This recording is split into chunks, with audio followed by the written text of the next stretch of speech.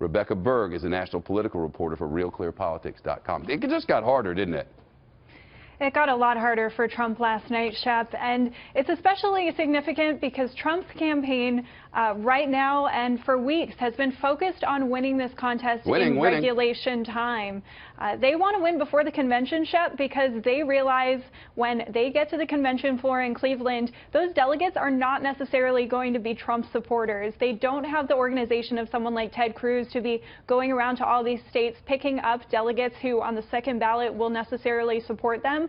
And they certainly don't have the institutional advantage of having been part of the Republican framework for many years. And so they're trying to win this flat out. But after last night, it does get much more difficult for them. And here's something else that just happened. I read today in Politico.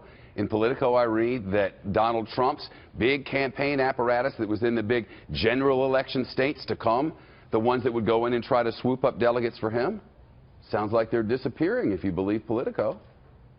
Right. So there's some turmoil within the Trump campaign, and I guess you could call it growing pains for them because they built a campaign that was not really built to last throughout this entire primary process. It exceeded all expectations, and now they face a really difficult logistical challenge in terms of winning these states down the line and also accruing delegates at the same time and winning over delegates who might vote for them on the second ballot, in addition to these unbound delegates across the country. And so it's a challenge that their campaign wasn't really built for. They've brought on this delegate hunter and convention manager in Paul Manafort, who's a very experienced hand, but whether he can fit into the framework of the Trump campaign, especially with Corey Lewandowski, the campaign manager, without any sort of conflict, it's certainly still an open question, and we could see some conflict. And they just brought that guy on. In fact, Ted Cruz has had people in all of these states. Look at what happened in Louisiana. Look at what happened in North Dakota. He's had people out there making promises. I know you got to do what you got to do on the first ballot, but on the second ballot, we will give you a blank, or we will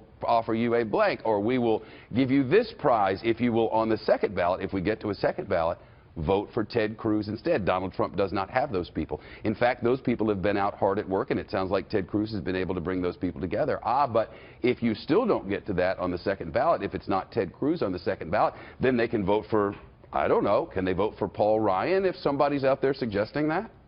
Technically, they could, unless the Republican National Committee Rules Committee at the convention were to write a rule saying, much like Rule 40 at the past convention, that you had to have won a certain number of states to be considered, or you had to have won delegates. So we don't know what the rules of the convention are going to be yet. That's decided in the week before the convention. It makes it really hard for these candidates to plan. But the Republican candidates right now, at least, are moving forward under the assumption that it's going to be one of the three men running at this point. Rebecca, thank you. Remember what she said, Rule 40?